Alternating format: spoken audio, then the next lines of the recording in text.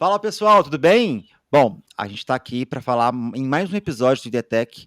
E esse episódio vai ser mais do que especial porque é um tema que eu tenho não só estudado bastante, mas aprendido bastante nos últimos meses. E, cara, trazer uma pessoa como a Mari, já vou falar aqui, dando spoiler total, mas trazer uma pessoa como a Mari para falar com a gente sobre esse tema é muito bacana. Mas, como já é de praxe, a gente vai deixar Graça se apresentar, Caio se apresentar e logo depois a gente chama a Mari para se apresentar também. Vai lá, Grasma. Salve, salve pessoal! Isso aqui é um tema também que eu sou bastante apaixonado e eu acho que do jeito que a política mundial está indo, eu achava que World Wide Web 3 seria a primeira coisa com W que eu veria, mas World War 3, WW3 está chegando. Então vamos deixar o Caio se apresentar e a gente aprofundar no tema com a Mari. E aí, pessoal, tudo bem? Espero que vocês estejam muito bem e muito empolgados para esse episódio, porque esse é um tema extremamente em alta e que com certeza vai ser, já é, né, um dos grandes pilares de tecnologia aí, que vai disruptar muita coisa não só no Brasil, mas como no mundo, né? Eu falo mundo porque a Mari, ela é muito já é ignorante já. Boa. Mari, vamos lá. Se apresenta para nossa audiência, fala um pouquinho de você e daqui a pouco a gente já entra no nosso tema que é o Web3, que é simplesmente o que tem sido falado bastante, principalmente pelo momento do mundo. Bom, galera, boa tarde, bom dia, boa noite, né? Dependendo do horário que vocês estiverem assistindo. Meu nome é Mariana Bernardo, sou engenheira de formação, sou nascida em Floripa, então acho que eu gosto sempre de me apresentar por isso, né? Por me considerar super manezinha. Eu acho que tendo nascido em Floripa não poderia ser diferente do que ter essa paixão e essa veia por tecnologia. Então, acabei tendo minhas primeiras experiências, né, com tecnologia na RD Station, né, resultados digitais. Depois atuei na Anheuser-Busch InBev na área de inovação. Fiquei 3 anos lá ajudando a estruturar um pouco a área de inovações, fazendo um pouco de papel de Community Manager também. Depois entrei como PM no Ebanks, né? Então, Ebanks é um dos fintechs unicórnios aí brasileiros, super orgulho aí do Brasil, cuidando de todo o cross-border payments, Latin America para big merchants como Spotify, Alibaba, AliExpress. E nessa transição minha e Banks para Web3, eu senti um pouco, principalmente estando aí na veia do financeiro da fintech, eu senti um pouco a falta de alguns de alguns mecanismos, de um pouco mais de algo descentralizado, e foi onde eu pensei, cara, eu quero estar um pouco mais no como que eu posso explicar? No creme de la creme da tecnologia, e por mais que eu estava numa startup, eu estava numa startup super legal, eu falei, cara, eu quero estar em algo um pouco maior que eu consigo ver um futuro, eu quero construir o meu futuro, né? Então eu falei, pô, acho que adoro aqui a empresa, mas eu vou ter que dar uma pivotada. Então eu comecei a trabalhar alguns projetos NFT, e aí depois estou aqui trabalhando hoje como CEO da Housebeat, uma empresa de blockchain. A gente está tokenizando real estate e com certeza a gente vai entrar em mais detalhes daqui a pouquinho. Cara, sensacional. Olha só, você falou em relação ao seu incômodo, né? Assim, o incômodo que você tem, e para quem estuda Web3 hoje, com toda certeza é praticamente o mesmo, né? Que é uma mínima centralização de alguma coisa, não é nem um processo em si, né? Mas seja de uma tecnologia, seja, enfim, seja o que for, que a gente vai discutir bastante sobre isso hoje. E a gente falando, né? Web3. Ah, já tem pessoas até falando também que, na verdade, essa é a Web 4. Não, na realidade, a Web 3 a gente já entendeu a evolução Web 1, 2 e 3 nesse aspecto, principalmente de tecnologia, né? Mas explica pra gente, Mari, assim, poxa, o que é essa, entre aspas, o que muitos falam ainda, né, de nova internet? É uma nova internet? É uma nova forma de consumir a internet? O que é essa Web 3? Eu acho que ela é quase na verdade, ela é uma evolução, né, da Web 1 e da Web 2. Ela tem uns pedaços da Web 1 e ela ainda tem pedaços da Web 2 porque é a transição, né? Mas é onde a gente encontra a internet na sua melhor forma, vamos botar aí numa forma idealizada, onde você cria, consome e ganha esses rewards e detém esse poder dos teus dados, dos teus conteúdos, e você faz o que você bem entender com eles. Legal. Então, a gente fala que você tem várias dimensões aí na Web3 e você pode usar e deter esses teus recursos para o fim que você quiser, né? Então a gente não tem mais veículos centralizadores, Google Storage, Microsoft, etc., governando os dados, governando políticas. E a gente tem uma internet governada, gerenciada por inúmeros computadores, inúmeros de usuários, que normalmente vão se manter anônimos, outros não vão se manter anônimos, mas que vai ser algo aí, é quase uma utopia, né? Vamos botar assim. Exato. Boa, legal. Eu tenho pensado, quando eu comecei a estudar Web3, tem mais ou menos um ano isso, vai. Então é bem recente, eu comecei a estudar. Eu vi que, cara, não é simplesmente uma mudança de tecnologias ou, enfim, formas, né? É uma mudança muito de cultura e mindset, mentalidade de como a gente enxerga as coisas. Né? Para quem não entende aí, o Web 1, a gente estava falando muito basicamente ali da época dos buscadores, onde a gente começou a ter um acesso maior à informação. A Web 2 é onde nós começamos a ter basicamente uma descentralização da informação, porém, a gente centraliza em algumas empresas, como Facebook, Google, então essas empresas detêm a grande parte, basicamente ali, do tráfego da internet, né? E quando a gente fala de Web3, a gente está descentralizando dessas empresas especificamente e criando quase que uma comunidade mundial, onde a gente tem os nossos computadores, ou computadores, enfim, não necessariamente nossos, mas trabalhando em prol dessa descentralização. E aí, Mari, eu acho que é um ponto que é legal da gente trazer. Você trouxe muito legal, parece que é uma utopia, né? Porque é fora completamente de qualquer coisa da cultura que a gente já viveu, principalmente aqui no Brasil. Né? A gente está vivendo aí tem 25 anos quase que a gente está vivendo a internet mais intensamente, né? Mas o que você acredita que pode trabalhar ou impactar diretamente essa descentralização em empresas? E é uma coisa que é legal, que está no seu dia a dia aí hoje, né, na empresa, em real estate.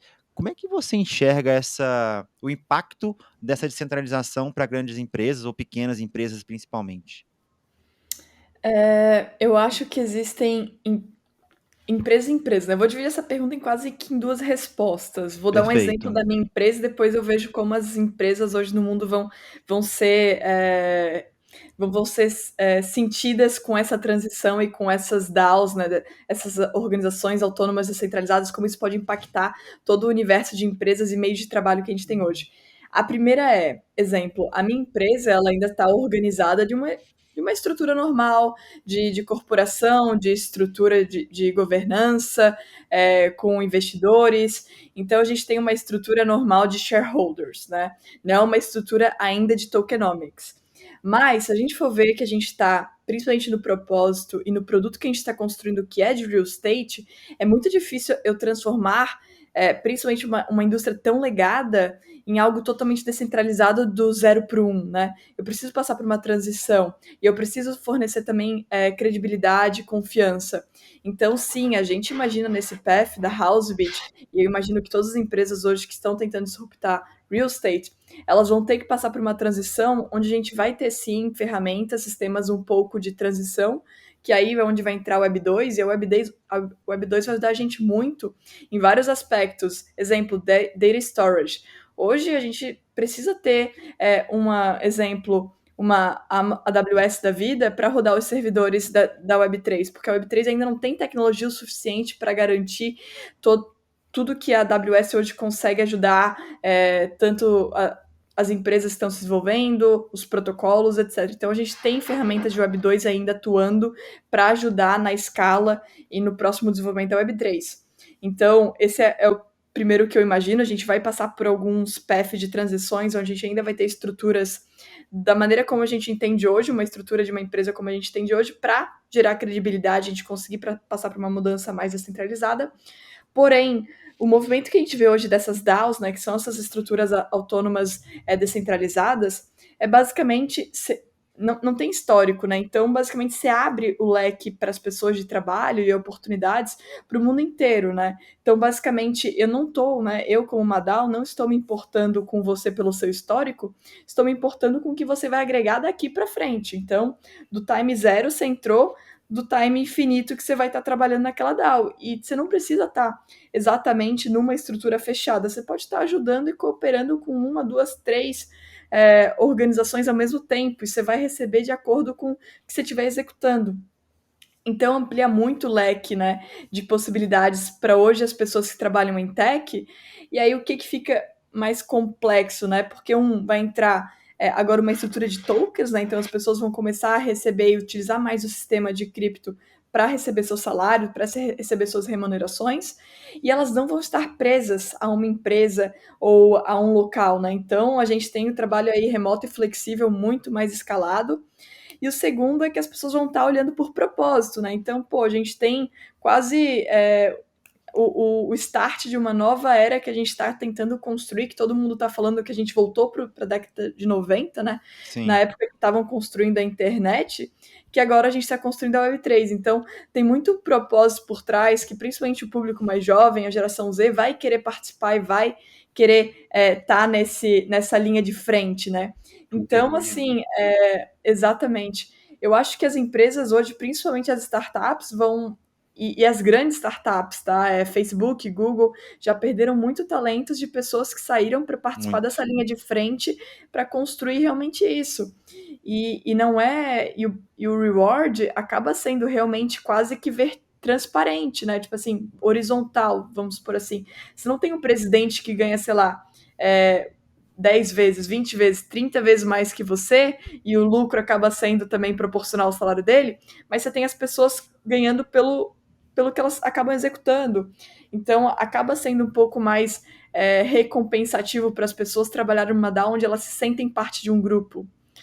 Então, eu acho que tem muitos desafios aí para as empresas e para retenção de talentos. Exato. E o pessoal comenta a parte de Web3 e eu acho que não é tão claro para as pessoas. Às vezes eu vejo gente falando, Web3 é criptomoeda, Web3 é NFT, Web3 é jogo de NFT, é blockchain. E, assim, é todo um conceito de internet que você consegue, primeiro, criar um registro. Então a gente já teve um episódio, pessoal, só para contextualizar, a gente já conseguiu criar um episódio de próprio NFT, né, que a gente explicou bastante como é que funciona a blockchain. E basicamente o Web3, a base dela é para essa questão de tokenização, de blockchain, você consegue ter um registro, você consegue ter todo esse histórico. Então, assim, eu acho que as possibilidades de aplicação a gente só está arranhando superficialmente tudo que pode acontecer, mas um e-commerce, todo o acesso daquela pessoa, eu consigo ter isso em nível de registro para acessar qual conteúdo ela consome, quais imagens ela consome, qual documento, qual página. Eu consigo ter empresas de retail utilizando a questão de Web3, né? Essa tokenização que não é só Lógico, o token a gente pensa sempre aquela coisa com valor agregado de mercado, né? Mas eu consigo tokenizar tudo, eu consigo tokenizar o histórico daquela pessoa, de conteúdo, de acesso, isso de forma descentralizada, de forma anônima, né? Igual a Mari acabou de comentar, não é algo que uma empresa vai deter isso. Mas eu consigo deixar essa informação acessível e ao mesmo tempo de forma anônima, mas eu consigo entender tokenizar absolutamente tudo e ter um registro de tudo. Então a forma de interagir, né, da internet eu acho que vai mudar bastante. Cara, eu acho que a forma de viver vai mudar bastante, porque sendo bem sincero, vamos pensar o seguinte, daqui a pouco eu vou pedir, Mari, para você explicar o que é DAO, né, para o pessoal entender o que é isso, mas vamos lá, vamos pensar numa mentalidade de evolução aqui, né? Cara, quando a Buscar ID, né, que é a nossa empresa, a gente era uma agência de marketing digital lá em 2014, lá em 2015 e tudo mais, nós tínhamos os profissionais, esses profissionais eles são sempre foram extremamente qualificados, e por isso mesmo eles tinham o quê? Os freelas, né? Então eles tinham a empresa no dia a dia e tal, só que à noite, fora do horário. E eu sei que no horário do trabalho também, eles faziam os freelas deles. E eu não tinha nada contra isso, por exemplo. Por quê? Porque aquilo ali era mais aprendizado para eles aplicarem ali no dia a dia. Mas show, bacana. E aí estamos ali, 2018, 2019, vida seguindo e as coisas acontecendo, cada vez mais freela e etc. E acontece o quê? Uma pandemia. Vem uma pandemia onde todo mundo tem que ir para casa. E claro, eu até falo isso muito com amigos, enfim, nós da tecnologia, nós tivemos um grande privilégio, né, de não perder nada, só ganhar bastante coisa, justamente pela forma como a gente trabalha e tudo mais. E aí as pessoas começaram a trabalhar de casa. E aí depois começou a ter o quê? Putz, um dev, um desenvolvedor que tem 3 empregos, que está ali registrado em 3 empresas, ou está registrado em uma empresa, mas tem mais 2, enfim, né? Isso acabou virando, de fato, um problema em determinado momento, porque até o profissional não estava habituado a fazer isso. Ele criou ele meio que foi no risco, né? E agora a gente tem nesse momento que é o que a Mari trouxe em relação às DAOs, que é, cara, eu não necessariamente vou ter que ser registrado em uma única empresa, ou não necessariamente eu tenho que ter um trabalho em uma única empresa. Eu hoje, por exemplo, eu tenho a Buscar ID, eu tenho, sim, os meus projetos do Rodrigo Nascimento, que tenho cursos e tudo mais, mas, cara, eu tenho empresas que me contratam como CMO as a Service, que hoje eu atuo como diretor de marketing, entre aspas, como um serviço. E necessariamente eu não sou registrado em nenhuma delas. Né? Então, a mudança, como eu falo, quando eu falei de cultura, de mindset, etc., está muito em relação a isso, né? Ao profissional entender que ele pode estar em vários lugares, basicamente, trabalhando, e também as empresas, principalmente, entenderem que isso não é um problema, né? E aí eu vou te pedir, Mari, para explicar um pouquinho o que é uma DAO, né? Porque isso, de fato, é uma... Aí sim, a disrupção está aí bastante, né? Eu vou tentar explicar de uma maneira onde seja fácil, não com muitos termos, né? Mas vamos lá. Uma coisa antes de explicar que é legal a gente ressaltar é que tá todo mundo falando, né? Pelo menos no ecossistema cripto, que DAO vai ser a palavra de 2022. O pessoal Total. achou que ia ser GameFi, mas mudou completamente. Não, virou DAO e é DAO até o final de 2022, gente. 2023, aí talvez, quem sabe, GameFi, mas eu acho que eles já perderam a chance deles. E foi meio que de repente, né, Mari? Porque assim, até dezembro eu falei, cara, dezembro ali, dia 15 de dezembro, eu falava, meu Deus, 2022 vai ser game total. E do nada, DAO. Eu falei, caraca. Sim, eu acho que muitos dos projetos de NFTs, por terem que acabar criando uma governança através dos tokens, né, não fungibles deles, eles tiveram que, cara, o que eu vou fazer agora com essa comunidade? Que poder de voto? O que eu vou dar para eles? Faz Aí sentido. veio, ok, DAO. E aí, NFT, no final, né, GameFi também tem seus tokens atrelados, ou ERC20 ou NFT, né, que a gente também tem esses dois tipos de tokens atrelados aos games.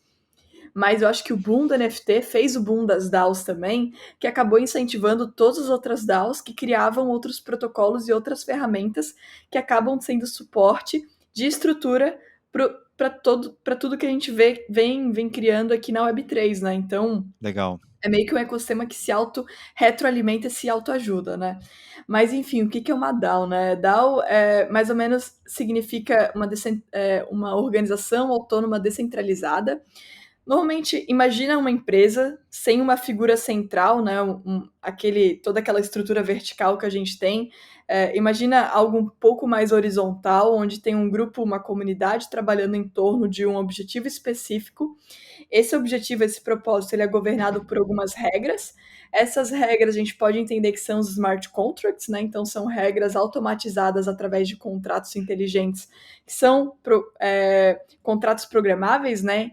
Normalmente em Solidity, se a gente estiver na rede e na blockchain do Ethereum.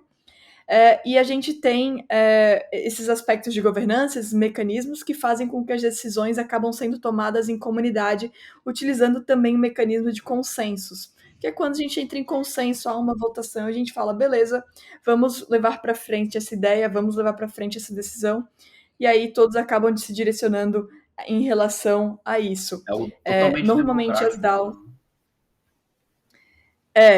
e aí é quase uma utopia, né? Eu ainda tenho algumas opiniões, né? Parece que eu tô lendo o livro do Karl Marx, né, de política, só que aplicado para empresas.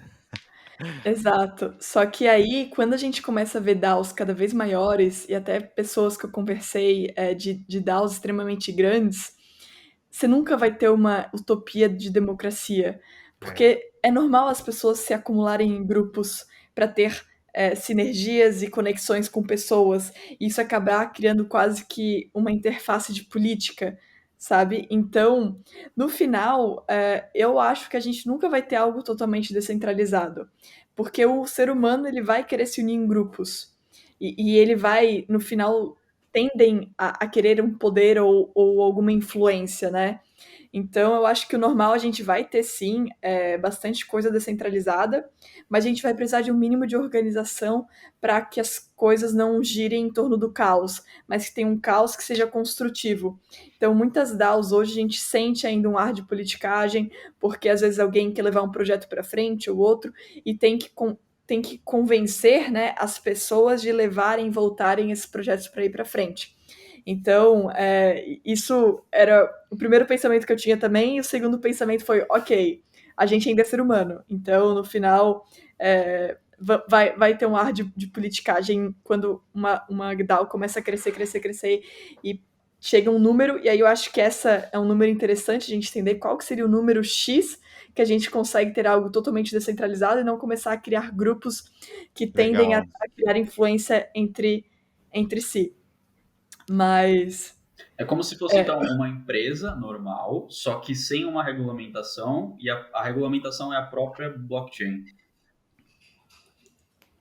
O blockchain nada mais é que a infraestrutura, né? Blockchain sempre vai ser a infraestrutura de qualquer solução em Web3. Seja se estiver procurando, sei lá, em Ethereum, Solana ou qualquer Layer 1, né, que a gente fala, que é a infraestrutura mais básica. No final, uma DAO vai ter mecanismos de consenso, mecanismos e regras que vão estar no smart contracts, né, que daí vai ser código de programação.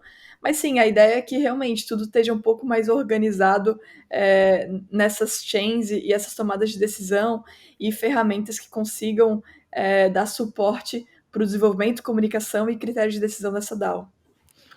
Legal. Você trouxe um ponto legal que é em relação a, poxa, vai realmente existir essa descentralização, né, da forma como as pessoas estão vendendo, às vezes, a Web3? Né? Porque essa é a realidade, assim. Lógico, somos seres humanos, a gente precisa de lideranças, a gente precisa de direcionadores, minimamente, ou drivers para a gente trabalhar ou ir para uma direção. Eu talvez diria que as DAOs, né, me arriscando aqui na realidade, seria meio que algumas empresas caóticas. Que aí a gente tem ali o caos e ordem juntos, né? E a gente consegue, poxa, beleza, é uma bagunça, naquela bagunça quase que organizada, mas existe uma ordem, seja por meio de não necessariamente hierarquia, mas alguns líderes que vão a contribuir com toda a comunidade ou com alguns grupos, e dentro disso a gente tem uma direção pelo propósito, ou pela causa, digamos assim, né, que é uma coisa que você trouxe muito bem, inclusive. E isso traz um elemento para mim, assim, não vou mentir não, toda vez que eu me aprofundo mais, né, em Web3, eu realmente tenho uma crença muito grande que esse vai ser o nosso caminho na humanidade como um todo, principalmente vivendo o mundo que a gente está vivendo de guerra, não é pós-pandemia ainda, mas daqui a pouco, se Deus quiser, vai ser um pós-pandemia, mas ao mesmo tempo eu penso, caraca, vai rolar uma treta muito em breve. Porque, cara, pensa bem, tem muitas empresas tradicionais hoje pensando no Brasil, que elas não chegaram nem na Web 2, para falar a verdade é essa, né? Que elas não têm nem ali o site direito. E a gente está falando de um negócio que é muito avançado, principalmente a um nível de mentalidade, de nível cultural, né? E aí eu queria trazer um link aqui, Mari, porque assim, você veio de empresas completamente hierarquizadas, centralizadas e etc. Como é que você foi aproximando desse mundo da Web3, que é um mundo completamente digamos, descentralizado, ou que a gente almeja que seja minimamente descentralizado, e você, de fato, assim, eu acho que foi uma virada relativamente rápida, né, para esse mundo que você trouxe, que você está hoje, porque eu tenho certeza que tem muita gente que fala assim, cara, legal, isso é uma coisa que eu gosto de fazer, eu queria conhecer melhor. Como é que eu posso criar essa migração ou criar um plano de migração? Boa. Eu acho que essa pergunta é muito boa. E sim, eu tenho algumas opiniões sobre isso.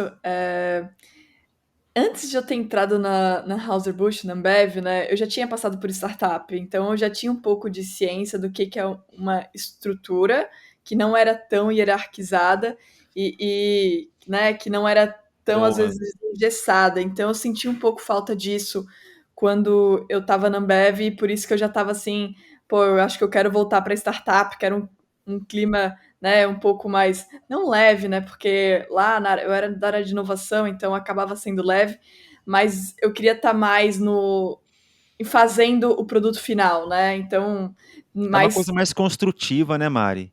Fazer Exato. acontecer. É um mundo muito mais construtivo. Eu vou falar por mim aqui, tá, gente? Assim, eu participei de dois projetos que não eram tão, assim, construtivos, empresas tradicionais no último ano, tá? Nos últimos 12 meses. Eu saí dos dois em menos de um mês. Porque eu não aguentei. Eu falei, cara, não, pra mim não é pra mim. Tipo assim, legal, show, acredito que vocês consigam fazer isso, mas não é pra mim. Então acho que é muito o que você sentiu, né? Sim, e aí eu fiquei sentindo isso, ou de estar um pouco mais na linha de frente de produção, né, que nem vocês falaram, e assim, foram todas experiências maravilhosas para mim, tá? Só porque eu realmente fiquei muito tempo, eu tive tudo que aprender lá, e assim, a Ambev foi uma escola, principalmente de gerenciamento, né? Meta, sonho grande, gerenciamento, aprendi muito lá. Mas aí senti falta ainda de um pouco mais de um ar caótico e menos um pouco burocrático, então acabei voltando para a startup. E na startup eu percebi que eu ainda queria um pouco mais de tecnologia ou o fino da inovação. E daí eu comecei a me envolver mais e mais com cripto. Eu já estudava desde 2019, né? 2019, 2020, por aí.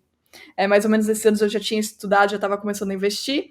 Mas aí, tendo bastante amigos que já estavam se envolvendo com NFTs e sabendo que até alguns projetos da Ambev já estavam em NFTs, e começando a perceber esse movimento até de algumas pessoas que eu admirava saindo de empresas maiores em cargos de liderança para se mover para o movimento, eu pensei, gente, tem alguma coisa acontecendo ali, eu preciso me aprofundar um pouco mais. Então eu comecei a tentar me inserir em projetos, como que eu posso ajudar e aprender e, sabe, usar o teu free time e o teu part-time para fazer isso. E eu acho que é isso que eu recomendaria para qualquer pessoa. Cara, começa a ler mais sobre, entra nos Discord das comunidades, das NFTs que estão aí fazendo coleção, né? Porque quem entra na Web3 acaba entrando por NFT normalmente por ser o Sim. mais fácil e o que acabou gerando mass adoption, né, que é adoção em massa de algum dos veículos e plataformas aí. Eu entrei nos Discords aí, seja de protocolos, tentaria entender sobre DeFi, tentaria entender o básico de como funciona uma blockchain, como que são essas estruturas de camadas, né, Layer 1, Layer 2, entender as tecnologias, abrir os white papers, né, então o que é isso? É basicamente, cara, o propósito do projeto, qual que é o roadmap, entender por que eles construíram aquilo, entender até os detalhes da construção daquela infraestrutura. Cada vez mais você vai vendo e você demonstra essa vontade em querer ajudar, você vai começando a criar seu networking, você vai começando a criar capabilities que depois você vai te ajudar numa transição, né? Eu acho que é muito difícil realmente fazer um pivotamento do 0 ao 1, mas óbvio que vão ter pessoas que vão conseguir, mas eu acho que a sugestão seria ir aos poucos e usando o seu part-time para ajudar voluntariamente outros projetos, talvez às vezes conseguir participar de uma DAO, onde você vai acabar até conseguindo alguns rewards, né? Tem gente que até recomenda fazer tradução de conteúdos, então, exemplo, pô, eu Legal. quero começar a trabalhar para uma DAO, cara, faz tradução de conteúdo, tem muita gente necessitando disso para outras línguas, exemplo, francês, espanhol, português. Tem bastante coisa de como pode começar a se inserir e depois começar a crescer em outros cargos de outros direcionamentos ou guildas, né, nessas organizações. Então, eu acho que essa seria minha sugestão aí para quem quiser pivotar. Você tem alguma sugestão de site ou de livro, alguma coisa assim que a gente possa entregar para as outras pessoas? Ou alguma comunidade que você participa, ou algum fórum, alguma coisa assim? Boa. Eu até postei no meu Instagram alguns perfis de Instagram brasileiros que estavam começando a falar mais de Web3. Só que para comunidades, eu sugeriria quem é dev tentar participar da Developer DAO. É uma muito, muito boa. Cara, de conteúdo tem o A16Z, se eu não me engano é isso, que é lá do Vale do Silício. Acho que eles são investidores ou aceleradora, não lembro exatamente, mas eles têm algo gigantesco de muita documentação, muito conteúdo. Tem o Mirror.xyz também, que tem uma gama de conteúdos para a galera conseguir se aprofundar um pouco mais. Se entrarem no site depradar.com, acho que é esse, vai ter uma série de apps, que são esses apps descentralizados. Você vai entrar lá, você vai ver protocolos de DeFi, você vai ver outros protocolos de infraestrutura, de tools. Todos esses sites vão ter seu Discord, seu canal, seu white paper, e vai depender da interação, de ler, de se aprofundar para conseguir acabar ajudando talvez alguma organização dessa. Legal. Uma sugestão também tem, que aqui ele é brasileiro, que é o UX Spider. Ele é bem bacana, ele tem curso, enfim, ele compartilha muita coisa bacana, muita notícia, principalmente do que tem rolado no mundo da Web3. Então, todos esses perfis são excelentes, inclusive. Eu sigo e comecei a seguir 2 que a Mari sugeriu, que eu tô curtindo bastante. Show de bola. Mari, seguinte, tem um ponto também que é legal. Hoje você trabalha em Miami, né? Miami tem sido considerado aí um berço desse novo momento, né, de startups em tecnologia e tudo mais. Está crescendo absurdamente, né? Não sei se vai ser o novo Vale do Silício, enfim, ou se vai ser um novo vale que nem existe ainda, né?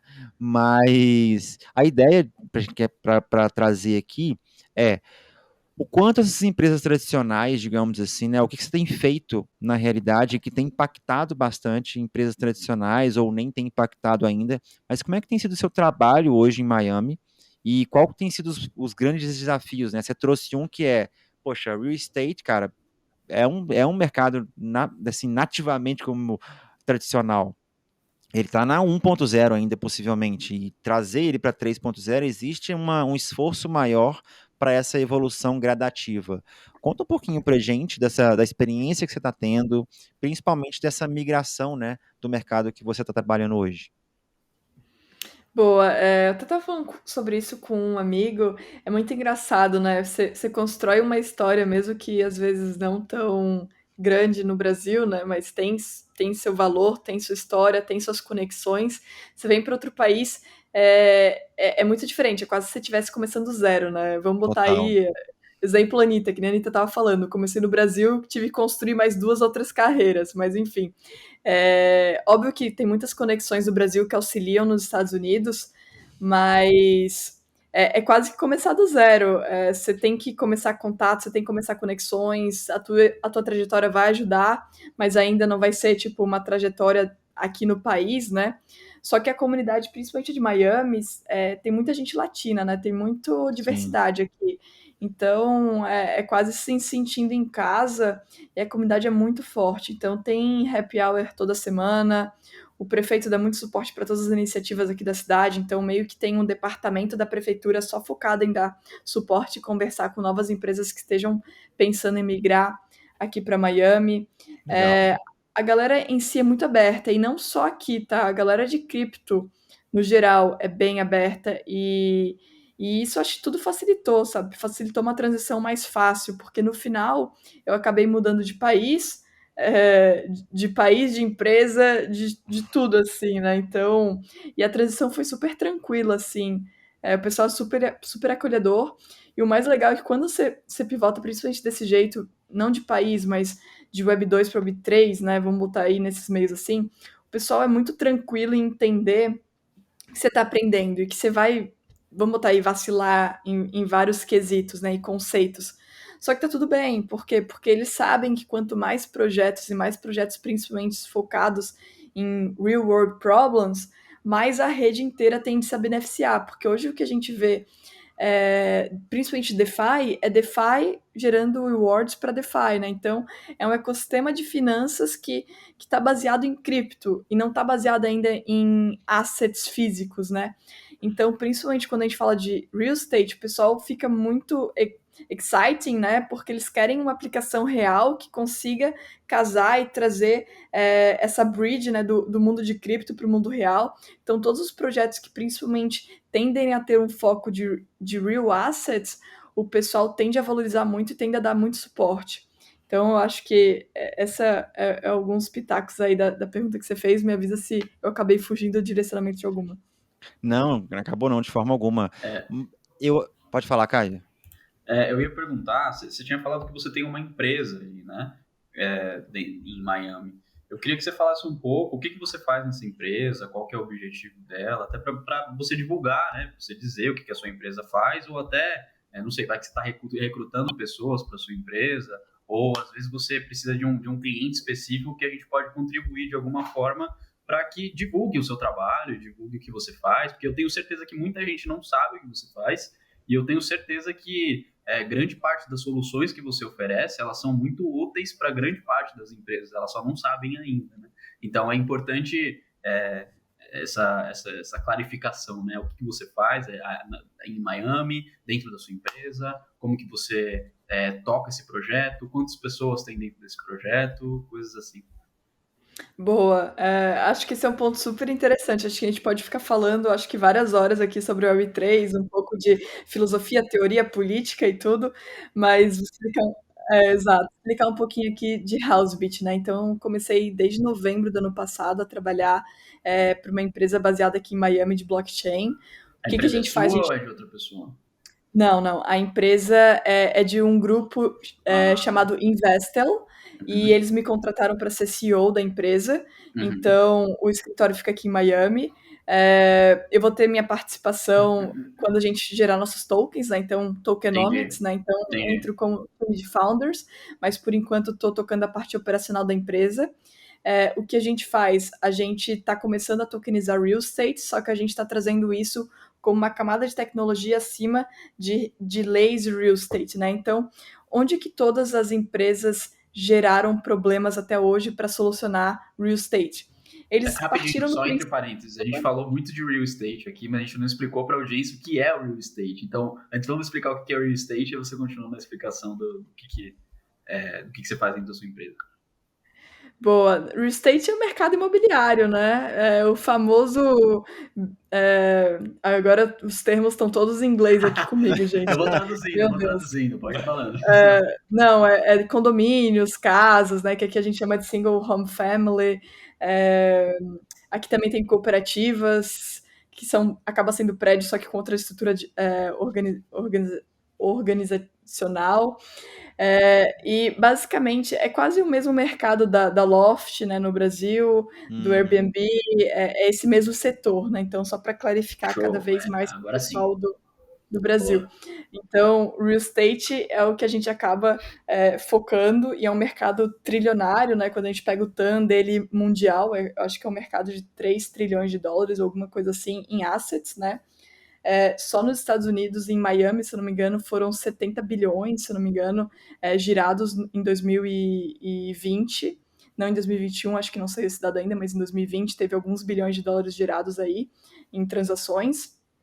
E o que a gente quer fazer aqui com Housebit é tokenizar real estate assets, né? Então, tokenizar condomínios, tokenizar casas e deixar isso mais affordable, né? Deixar isso mais fácil para que as pessoas consigam tanto investir como também alugar, né? Então, vamos botar essas palavras assim. A gente não usa essas palavras porque tem alguns, vamos por aí, problemas em como a gente explica isso quando a gente utiliza uma solução técnica para fazer esse problema ficar um pouco mais solucionado, mas as empresas até então que estavam tokenizando real estate, elas estavam criando uma estrutura de uma empresa, uma LLC, né? Uma LLC é uma estrutura de uma empresa tipo uma simples nacional, vamos botar assim, né, dos Estados uhum. Unidos, que tem algumas regras.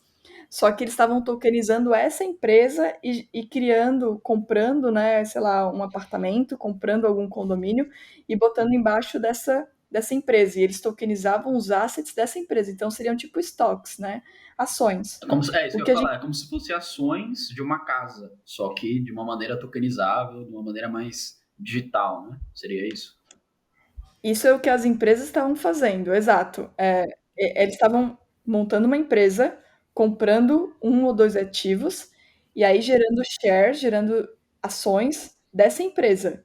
Isso tu entende como um security, né?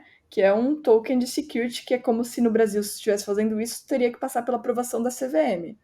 Aqui nos Estados Unidos a CVM é a SEC, é a SEC, e por isso que a gente está fugindo desse modelo, e por isso que aí é onde Housebit inova. A gente está vindo para entender exatamente como funcionam as regras de real estate, principalmente na Flórida, né, que é o mercado que a gente está atuando mais forte. Então a gente entende como o mercado funciona e a gente cria a camada de tecnologia para também fazer partner aqui com outras empresas brokers, né, que seriam as pessoas, os agentes responsáveis e que podem realmente comercializar e fazer essas transações. Então, Housebit faz parcerias com brokers, com real estate agents e fica dentro da estrutura e das leis de real estate. Com isso, a gente cria uma camada de negócio em cima uma camada de tecnologia. Essa camada de tecnologia simplesmente traz o mundo de blockchain para as regras de real estate que já existem hoje na Flórida. E a gente faz isso através de alguns mecanismos que existem aqui. Um deles a gente chama de Land Trust, que até aí a gente está especificando um pouco mais, né? Mas Land Trust foi como a Disney acabou, o Walt Disney acabou construindo a Flórida aqui em Miami, não, aqui em Orlando, né? Então ele foi comprando terrenos e terrenos. Ninguém sabia que era o Walt Disney que estava comprando, então ele garantiu sua privacidade de seu nome. E ele teve um trustee, que era uma pessoa de confiança que prezava pelos direitos e benefícios dele naquela terra, que acabou garantindo os direitos dele e depois ele falou, ok, sou eu e vou construir a Disney aqui. Então a gente usa esse mesmo benefício para trazer anonimidade para os nossos owners, né, para os donos dessas Das casas. casas. Exato, a gente consegue fracionalizar esses donos, então a gente consegue criar uma quantidade X de tokens que representem uma parcela de unidade naquele apartamento. Então, exemplo, eu tenho um apartamento aqui em Miami, eu vou criar 1.000 tokens dele. O apartamento vale $250.000. Então, cada token é igual a $250. Quando você tem um token, você tem a Uma porcentagem parte 1. do apartamento.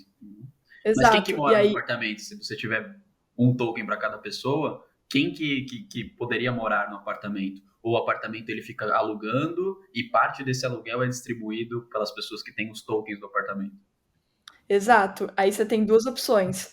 Ou algum owner, né, vai lá e aluga o apartamento e só paga a porcentagem que ele não tem de, de share, né, de ações daquele apartamento. Por exemplo, eu tenho 50% das ações. Eu só preciso pagar 50% dos aluguéis, 50% do aluguel. Ou realmente Hum, o apartamento é alugado e você consegue fazer o claim, né? Então, pegar os rewards, pegar os benefícios dos teus aluguéis. Então, os aluguéis eles são administrados por smart contracts e as pessoas conseguem, então, fazer os monthly, né? Os pagamentos mensais automáticos e não precisam entrar num lease, né? Num aluguel de 1 ano, de 6 meses. Você vai pagando à medida que você vai querendo estender seu contrato. Então é algo mais automatizado e algo um pouco mais não, menos burocrático, né? Então, cara, eu quero ficar 1 mês, pô, eu quero estender mais, eu tenho o direito de estender.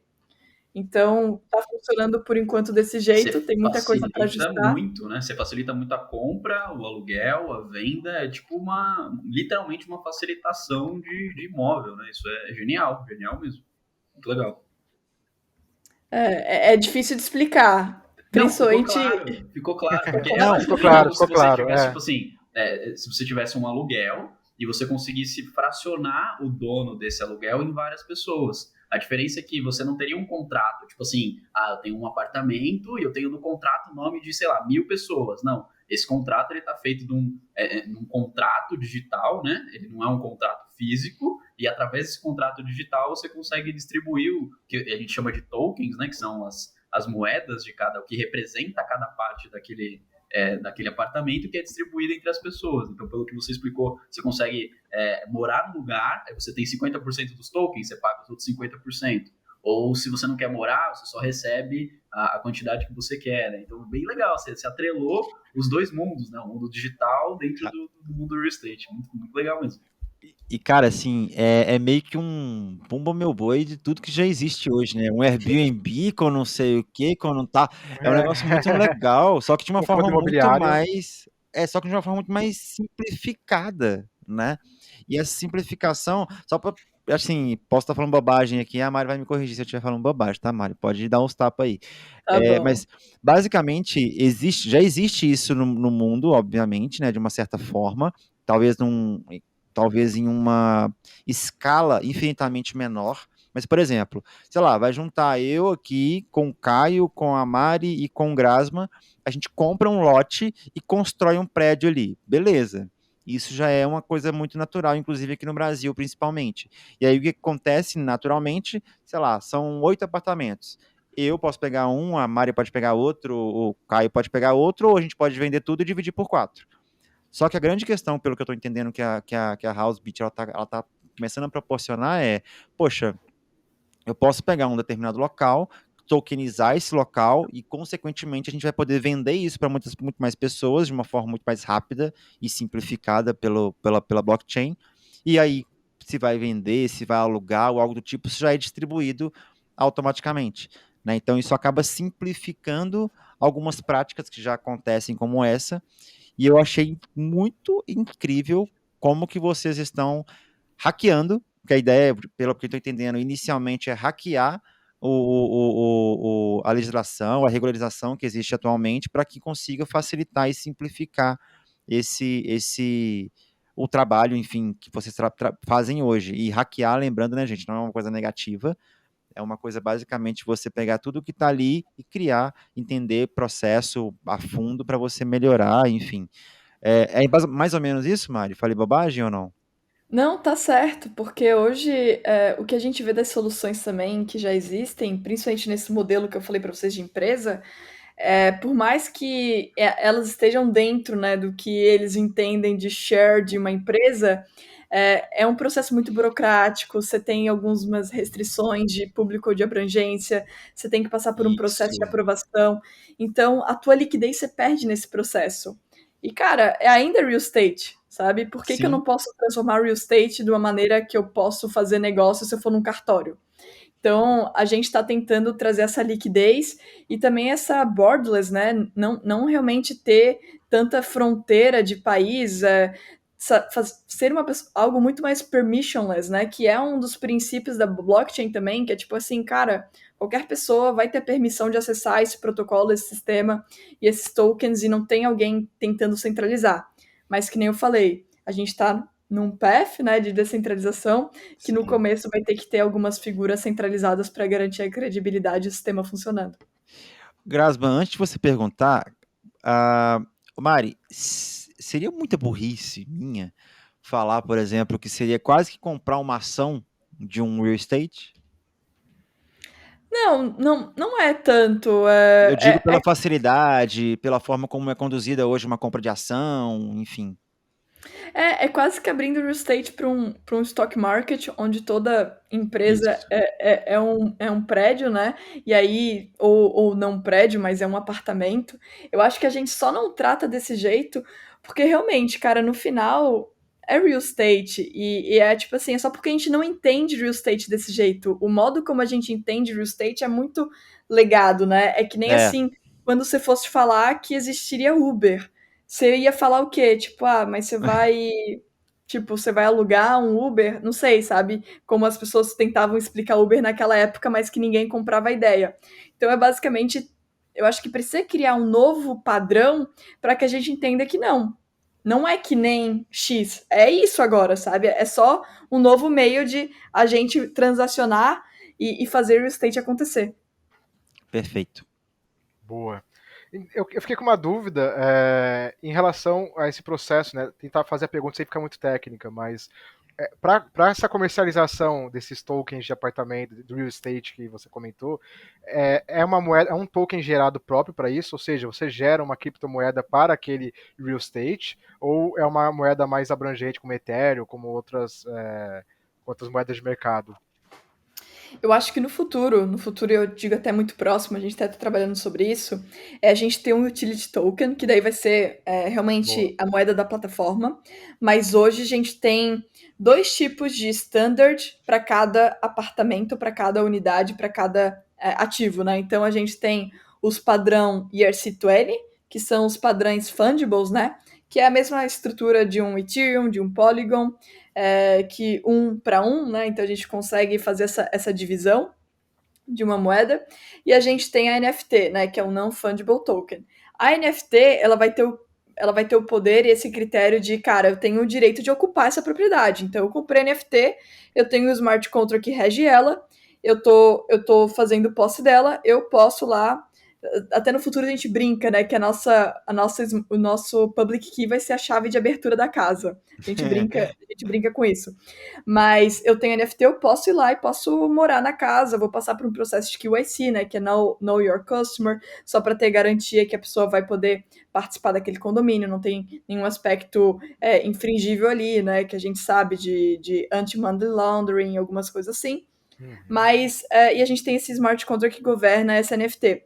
E do outro lado, a gente tem os ERC20s, que são os fungibles que vão dar essa porcentagem de ownership de alguém, né, em uma propriedade. Que daí tanta pessoa vai ser possível fazer os trades desse token, né, como receber os rewards desses aluguéis, né, que são esse Occupants NFT que a gente chama, né, então a gente está trazendo toda uma nova nomenclatura, porque a gente entende que é um novo modelo de negócio, então a gente está tentando citar os Exatamente. standards para isso, né, então ele vai poder tradear, ele vai poder fazer o claim desses tokens, né, fazer opa, quero aqui meus rewards, ou ele vai poder, no futuro, utilizar isso como collateral para alguma compra ou algum borrow, né, fazer algum empréstimo.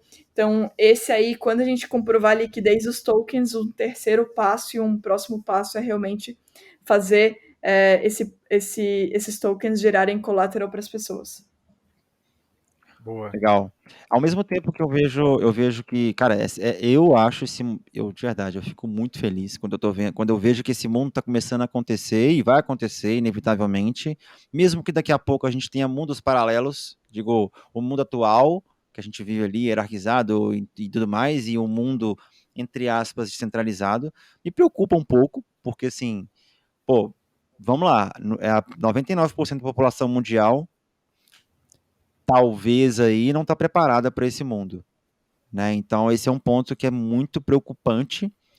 E aí, Mari, o que vocês estão vendo que vocês estão sentindo isso na pele aí em Miami?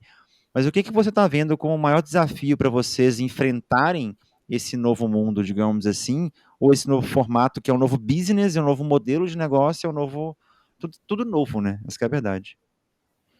Eu acho que muitas soluções hoje, tanto de DeFi como que tentam disruptar qualquer modelo, a gente vai ter alguns desafios. O primeiro vai ser regulatório. Cara, não tem uma regulação clara. Os Estados Unidos está começando a enfatizar e a realmente vir de uma maneira mais forte para entender como regulamentar todo o cenário de cripto, DeFi, de tokens, etc. Segundo, cara, se você está trabalhando com emissão de tokens, você precisa fornecer liquidez. Então, você tem um aspecto de liquidez que tem também correlacionado com adoção em massa, né, das ferramentas. E quando a gente fala em adoção em massa, a gente fala em UX. Então, a gente já sabe que toda solução e todas as aplicações hoje de Web3 precisam de um UX e um onboarding mais efetivo para que a gente tenha cada vez mais pessoas e que essas pessoas que primeiro que as primeiras pessoas que tenham essa interação e interagem com os protocolos ou ferramentas, eles continuem, né? Então, esse onboard ele tem que ser muito bem feito. Então, eu acho que esses seriam os 3 main topics aí que eu trato como desafio, não só para a gente, mas como para muitas soluções e empresas que estão tentando atacar aí problemas utilizando tecnologia de blockchain para resolver. Legal, você trouxe melhoria de UX, né? Muita gente fala sobre isso, inclusive, principalmente com criptomoeda, quando você vai fazer exchange ou algum Swift, alguma coisa do tipo. Porque aquela história, né? Eu tava até vendo o Thiago Niro falando num podcast que ele foi trocar, sei lá, um Bitcoin por uma criptomoeda que eu não me lembro agora qual que era. É Cara, muito ele teve que trampo, né? fazer. Fazer um monte de ligação. Ele, ele contou, ele teve É foda. 25 etapas de um processo para fazer essa mudança, né? Trocar de Então, rede. trocar de rede e tudo mais. Então, assim, não é simplesmente pegar a MetaMask ali e fazer a conversão, né? A gente sabe que não é isso, e aí não é só a melhora também da UX em si, da experiência do usuário para facilitar a interface, etc., mas como do processo como um todo, né? Porque a gente sabe que, sei lá, pô, você não consegue colocar o Bitcoin na MetaMask. É uma coisa completamente diferente. E aí é isso, eu acho que é a partir daí que a galera começa a meio que dar uma bugada, fala assim, por quê? Né? Cadê a descentralização? Não é descentralizado? Já que é descentralizado, eu posso colocar tudo em tudo. Não é muito bem assim. E aí, quando a gente entra, por exemplo, no metaverso e etc., que na teoria deveria ser completamente centralizado, e aí falar uma coisa bem simples aqui, que é a skin, né? Posso comprar uma skin ou adquirir uma skin em um determinado metaverso, mas eu não posso usar em outro, ou até em jogo hoje em dia, né? Que enfim, é mais simples da galera entender.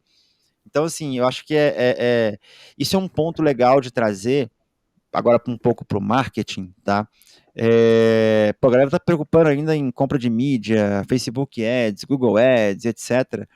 E na hora que a gente vê uma perspectiva de tokenização, NFT e tudo que a gente tem falado aqui, e no episódio que a gente falou basicamente de NFT e metaverso, Cara, olha a perspectiva que nós temos de criação de estratégia de marketing daqui para frente, de comunicação como um todo. Vou citar um exemplo bem bobo. Nós vamos tentar esse ano criar uma NFTs do ID 360, que é o nosso evento. Poxa, vai ter algo exclusivo em cima disso. Se a pessoa vai participar de todos os eventos daqui para frente, se não vai ganhar, não, a gente não importa, mas vai ser um item único em que o evento ele vai proporcionar. Isso vai gerar uma escassez, obviamente é uma estratégia de, por exemplo, lifetime value. Então, tudo isso são recursos que a gente pode trabalhar e, cara, a galera tá ainda, né, de marketing e comunicação na luta com tecnologia e dados. E esse é um ponto que eu sempre trago, sempre falo muito em relação a uma preocupação, mas é um processo que a gente vai passar por ele, né, obviamente. E aí, Mari, só para a gente fechar aqui, que eu acho que é uma coisa que é legal, um tema que eu gosto muito, você falou muito, citou na realidade, né, DeFi. Como é que você imagina nessa loucura que a gente está vivendo aí, digamos assim, né? Por exemplo, como é que pode ser os meios de pagamentos daqui para frente? Saca? Tipo, existe uma descentralização, sim. A gente está com Bitcoin, a gente está com Ethereum, a gente está com uma pancada de criptomoedas. Como é que você enxerga, ou talvez você já está até enxergando aí em Miami, esse mundo dos meios de pagamento? Boa. Eu trabalhei em meio de pagamento, né? Então, tava lá trabalhando Sim, na Banks, Cross-Border Payments, e eu vi o quanto era sofrido, às vezes, fazer umas conexões aí com algumas bandeiras, passar alguns processos e não eram nada fáceis, sim. eram bem burocráticos e demoravam, assim, ó, pelo menos uns 6 meses para te passar aí todos os protocolos, burocracias e Nossa. testes e etc, para você conseguir processar o pagamento de alguma outra bandeira a mais e conseguir trazer para o teu ecossistema de meio de pagamentos. Então, fácil não é, Uhum. e tem muitas fees, né, e dinheiro envolvendo aí, cada meio agente aí Machuca. Muita exato, taxa.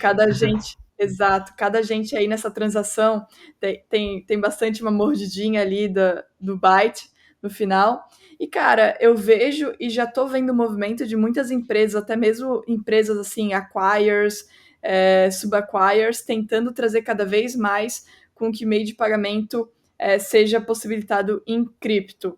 E eu vejo também os protocolos permitindo com que, exemplo, eu fechei com a Chainlink essa semana.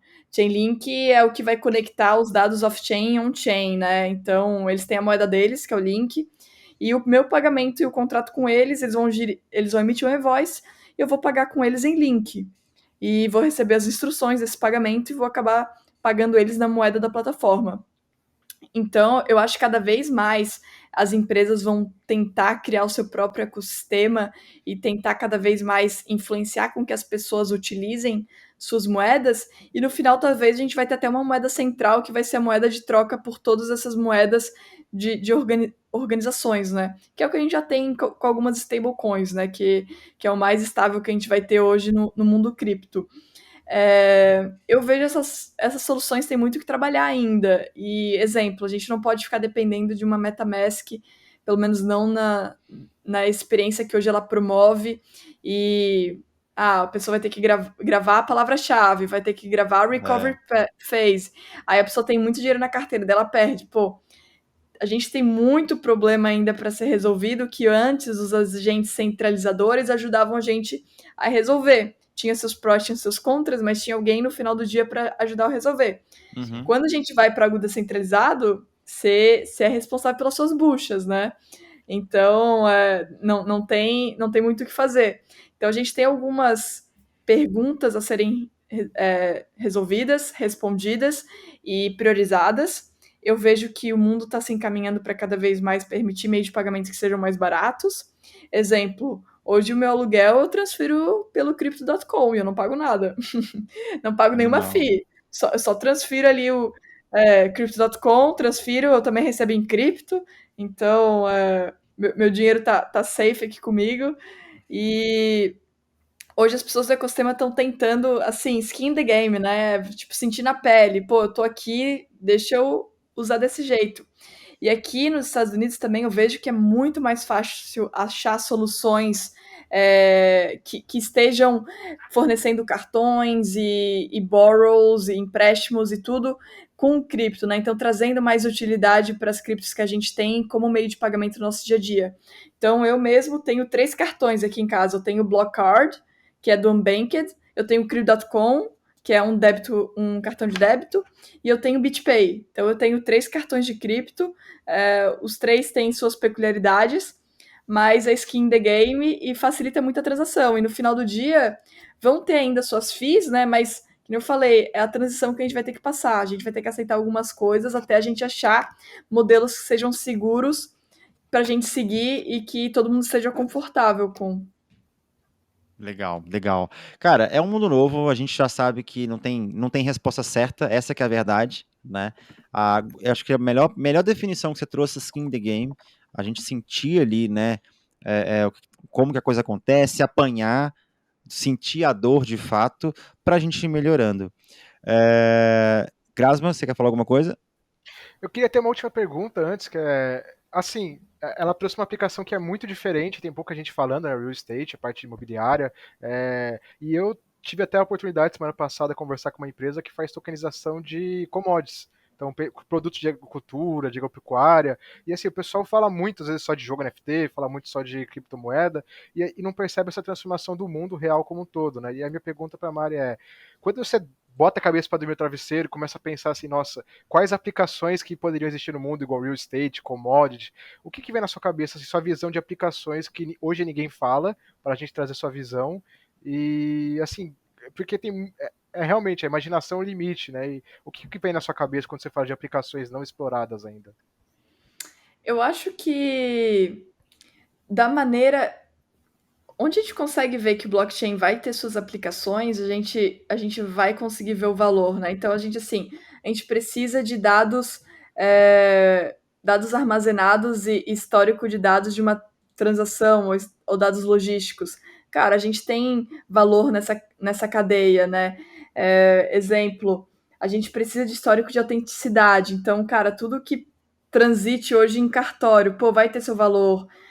A gente precisa de meios que sejam mais fáceis de lidar de uma maneira com outros países ou algo mais borderless, vai ter seu valor. Então, eu acho que tudo onde são os pontos de valor e o value proposition que qualquer solução de blockchain possa agregar, vai ter sua aplicação.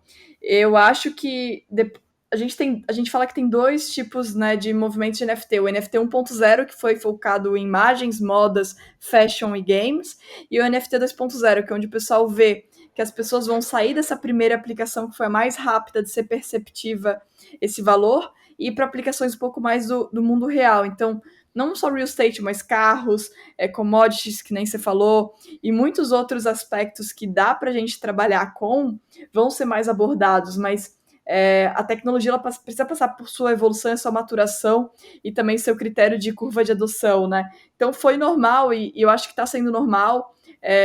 Que bom que NFT primeiro surgiu como esse aspecto de comunidade, de games, porque acabou trazendo mais jus à palavra, mais foco, mais holofote. E agora a gente começa a falar um pouco mais de aplicações para o mundo real, né?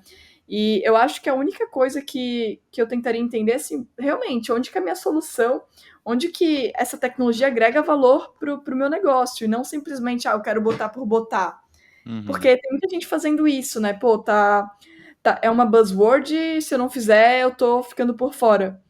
E aí, às vezes, pode parecer um pouco forçado. Então, eu acho que eu tentaria entender realmente o value proposition de qualquer solução de blockchain, entender qual que é o problema do teu negócio que você está resolvendo com ela e pensar, pô, como que eu consigo criar esse launchpad para tornar essa solução mais viável, tornar o meu negócio em outro patamar, né? Ou melhorar minha solução. E eu acho que é isso que as pessoas deveriam estar focando agora. Massa, Mari. Bom, vamos encerrando por aqui. Mari, só fala pro pessoal onde que eles podem te encontrar na internet, Instagram, enfim, qual rede que você preferir. Boa, até o Caio tinha me perguntado, né? Se eu não me engano, Gente, a gente não tá muito com vagas assim oficialmente abertas, mas imagino que o time deva crescer aí em alguns meses. A gente tem muita coisa a ser validada, tem alguns lançamentos aí de alguns apartamentos a serem feitos. Por favor, me encontrem aí no Instagram, Mariana Bernardo, sem o último R no Bernardo, mas acho que o Rodrigo consegue explicar e passar aí para vocês também depois, Sim, seja lá onde vai ficar o podcast. Podem me encontrar no Twitter também, Twitter o mesmo arroba, LinkedIn Mariana Bernardo também, tranquilo. Cara, front-end, a gente provavelmente vai ter espaço para front-end, vai ter espaço para community managers, que é muito importante, né? Para qualquer solução Web3, a gente precisa de aspectos de comunidade. Deixa eu ver o que mais. Pessoas que queiram entrar mais, entender blockchain, engenharia, né, smart contracts, cara, fiquem à vontade. Acho que a gente pode ter um path aí de learning muito legal aí para as pessoas. Já tem uma E indicações para você já. Então me manda depois. Fechou. Boa. boa. E eu acho que é isso. Fiquem de olho, peguem as dicas que a gente falou aí, tentem entrar, tentem estudar no part-time, tentem fazer essa transição, realmente uma transição, né? Que eu acho que vai ser a maneira mais saudável aí para todo mundo, porque normalmente quando você se joga de cabeça no mundo cripto, você fica um pouco overload, assim, de tanta Sim, informação e tanta coisa acontecendo. verdade. Bom, pessoal, obrigado por estar aqui com a gente até agora. Enfim, 1h05 já de episódio e muita informação. Agradecer, Mari, obrigado pelo aceite do convite. É prazer ter você aqui com a gente. E vamos despedir aqui, deixar o Grasman e Caio se despedirem rapidamente, a Mari também. E a gente se vê no próximo episódio. Valeu, pessoal. Obrigado pelo tempo aí. Foi um episódio bem bacana. E eu só queria comentar uma coisa. O dia que a gente tokenizar os episódios do IDTech, esse aqui vai ser o primeiro, viu? Boa. Boa.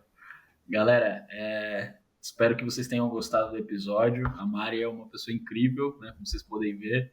É uma pessoa que com certeza vai contribuir muito ainda com o avanço dessa tecnologia e tenho certeza que futuramente a gente consiga aplicar essas tecnologias aqui no Brasil, né? Esse é o nosso maior sonho também. Então é isso. E contem comigo para isso. Obrigada aí pelo convite, pessoal. Que eu puder continuar ajudando aí ecossistema brasileiro, latino e até global, vou continuar fazendo. Tem muito aí a ser descoberto e qualquer coisa me deem um ping lá, Instagram, etc. Eu vou estar muito feliz em ajudar todo mundo. Show demais. Perfeito. Valeu, gente. Tchau, tchau. Tchau, Tchau, tchau. galera. Tchau, tchau.